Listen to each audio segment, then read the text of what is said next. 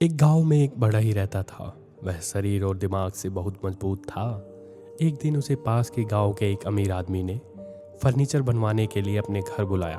जब वहां का काम खत्म हुआ तो लौटते वक्त शाम हो गई। तो उसने काम के मिले पैसों की एक पोटली बगल में दबा ली और ठंड से बचने के लिए कंबल ओढ़ लिया।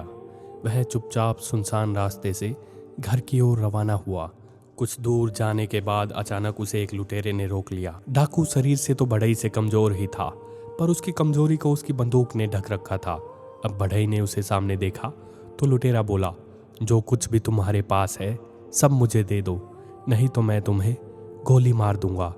यह सुनकर बढ़ई ने पोटली उस लुटेरे को थमा दी और बोला, ठीक है, यह रुपया तुम रख लो, मगर मैं घर पहुंचकर अपनी बीवी को क्या कहूँगा? वो तो यही समझेगी कि मैंने पैसे जुए में उड़ा दिए होंगे। तुम एक काम करो, अपने बंदूक की गोली से मेरी टोपी में छेद कर दो ताकि मेरी बीवी को लूट का यकीन हो जाए। लुटेरे ने बड़ी शान से गोली चलाकर टोपी में छेद कर दिया। लुटेरा अब जाने लगा तो बढ़ई बोला, एक काम और कर दो जिससे मेरी बीवी को यकीन हो जाए कि लुटेरों की गैंग ने मिलकर मुझे लूटा है, वरना मेरी बीवी मुझे ही कायर समझेगी। तुम इस कंबल में भी 4-5 छेद कर दो। लुटेरे ने खुशी खुशी कंबल में भी कई गोलियां चलाकर छेद कर दिए। इसके बाद बढ़ई ने अपना कोट भी निकाल दिया और बोला, इसमें भी एक छेद कर दो ताकि सभी गांव वालों को यकीन हो जाए कि मैंने बहुत संघर्ष किया।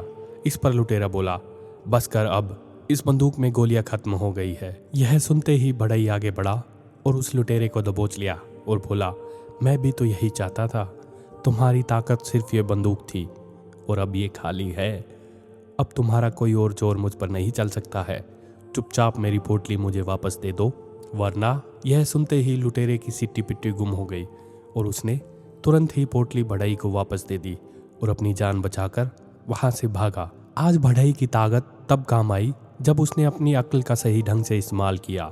इसलिए कहते हैं कि मुश्किल हालात में अपनी अक्ल को ज़्यादा इस्तेमाल करना चाहिए, तभी आप मुसीबतों से आसानी से निकल सकते हैं। आप चाहे किसी भी समाज से हो, अगर आप अपने समाज के किसी उभरते हुए व्यक्तित्व से जलते हो या उसकी निंदा करते हो तो आप निश्चित रूप से उस समाज के लिए कलंक हो। धन्यवाद।